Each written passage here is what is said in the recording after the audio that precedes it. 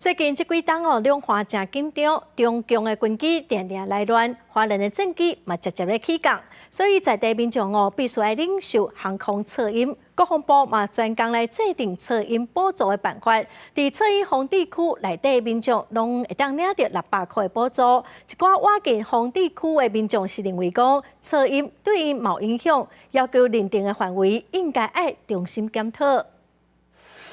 不管是演习，还是强军战机绕台，大花莲北区的民众拢会当听到 F-16起降的声音。国防部为这项代志，爱补助噪音防制区内民众每人600块，无互人入伫防制区内煞同款有噪音干扰的民众看法差真济。一大早，飞机在起飞还是干嘛的时候会产生音爆哦，因为它会一直有那种回响啊。关于国防的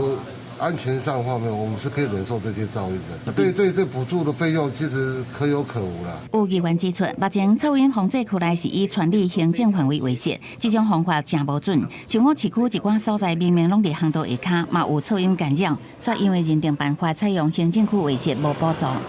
很感谢我们空军弟兄没日没夜的来守护我们的安全，但是在一般民众来讲可能在深夜出勤的时候都会影响到他的生活。那最近有一些噪音补助的部分，那不是每一个里都能够补助到，不是每一个民众。国防部目前噪音划定作业方式，主要是以机场附近19个固定监测站收集数据了后，划定1至3级噪音防制区。区内民众每一个人会当发放450至600块，一定每年会重新检讨。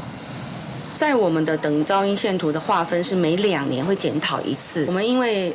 去年才划分，所以我们必须要明年的时候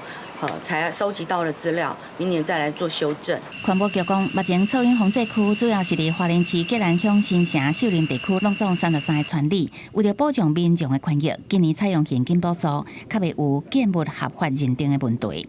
记者综合报道。